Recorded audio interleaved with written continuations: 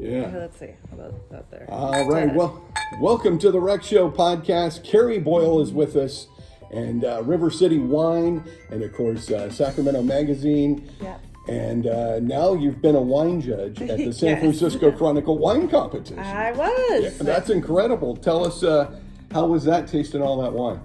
It was exhausting. It was fun. So I've been a wine judge through different local competitions, Sure. all Northern California. And I had been wanting to get on this panel for a while, and I finally got the invitation. So I went and tasted over 300 wines. And I didn't feel great after the first day, but I quickly learned my lesson, and I got my game plan together, and Tuesday, Wednesday and Thursday. Well, like you said in the article for Sacramento Magazine, the online article, you think of, wow, this will be great, right? Yeah. But too much of anything, and all of a sudden you go numb, right?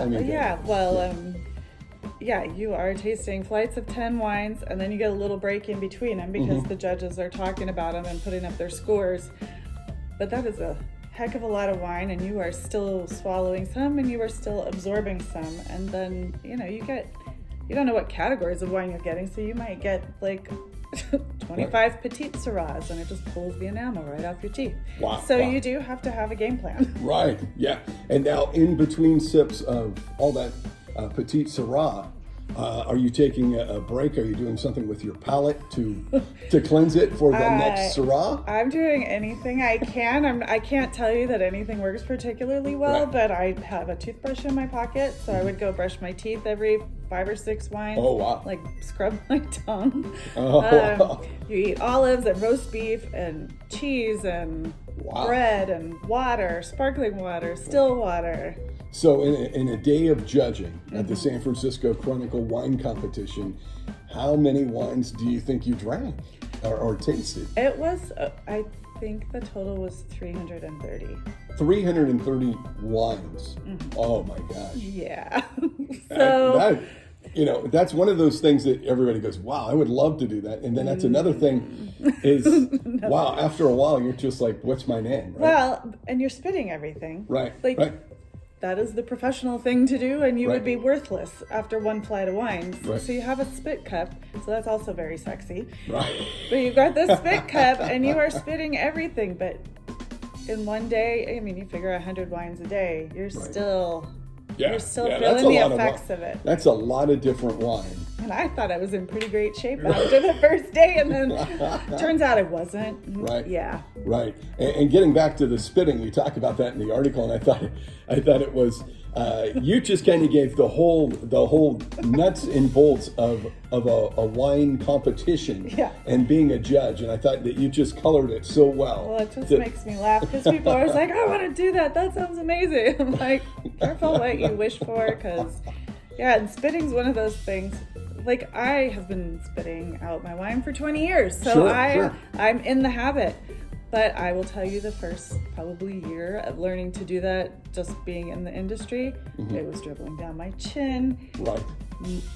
It still occasionally happens where I'll spit in a spit bucket and it'll go right back up into my eye or somewhere else on my face. Or, you really have to perfect your technique. The art of spitting at a wine competition when you're the judge. And Carrie now is an expert. If she wasn't before, she probably was. But hey, you brought in a bottle of wine, which is always nice of you. I did. So this is when the results for the competition were posted this weekend. So it's winejudging.com. So you can go see. There are tons and tons and tons of local wines from Amador, El Dorado, Lodi that got super high marks.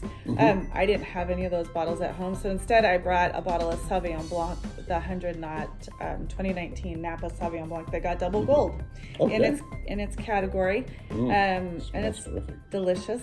Yes. Great breakfast wine. Pour it on your cereal. And I'm not spitting today. That's terrific. Goes all right with the breakfast burrito? Yeah.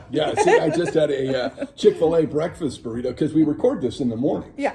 And a lot of people are probably thinking, oh, they're just hanging out and having wine. It's the afternoon. What a great way to spend the day. No, it's early when we're drinking wine. Early, but Rex is lucky enough to have had something to eat. I just brushed my teeth and I'm going in for a glass of acid. Yeah. So I had to take a few. Oh, this is something interesting that I just learned. I'm taking a scientific wine appreciation class. Okay. So the Neuroscience of wine tasting. Do you know that when you drink wine, you start to salivate, and your saliva has painkillers in it that are 6 times more powerful than morphine? No way, because of the wine, kind of what it opens up. Yeah, well, when you eat or drink, those painkillers are released through your saliva. So when you are cutting in the kitchen and you cut your finger and you stick your finger in your mouth because it feels better, right? That's why.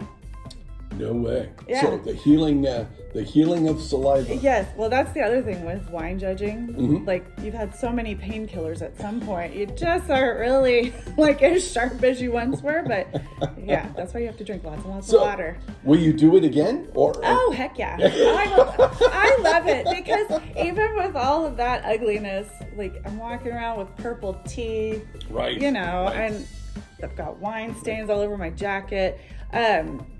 It is still so cool. We were drinking wines from New York and Mexico and Southern Oregon, from all over the place. You get to try so many different things, and everybody, you know, this is a room full of 50 wine judges, so wine professionals, wine enthusiasts. Everybody's got a different take on it, and it's just interesting to hear what other people are looking for and why they, you know, what makes it a great wine, what doesn't make it a great wine. It's just a little bit of psychology, and plus it's cool to Does it still come down to your personal likes and dislikes? Does it still come down to personal wines, kind of? Of course it does. Yeah, I think that what you can use a judging for as a consumer is just a starting point. You know, well, clearly a panel thought this was good enough to give it. It's like a movie critic. It's like a movie critic, and you go, well, they said it wasn't that good. Yeah. And so I'm going to have it now, and I'm going to make my own opinion, right? Yeah. Well, and even when you're set up to judge, they ask you ahead of time, what kind of wines do you like to judge? What kind of wines do you not like to judge? Because there are certain things I just don't drink. I don't have a lot of exposure to it. And some things, like, I know I like to drink white wine, and I know I can keep it together with a bunch of white wine because it stays fresh, and you know, it's like you're refreshing your palate to some degree. Sure. But if you give me big tannic red wines, I mean, I'm crying like through halfway through the first flight, and it's brutal, and it's not how I'm used to drinking wine. But even with, we had one category of white blends that were from all over the place, and a lot of East Coast grapes that we don't have here, so Native American varietals. And we would get into a discussion like, well, I don't really like this wine. Well, what don't you like? I'm like, well, I don't actually know, because I've never tasted these grapes before, so I don't know what it's supposed to taste like. But then you give, you know, whatever the reasons are. It didn't have enough acidity or this or that. But, you know. Use logic when you're drinking wine. Yeah. If it tastes good to you, then it's good. It doesn't matter what anybody else says.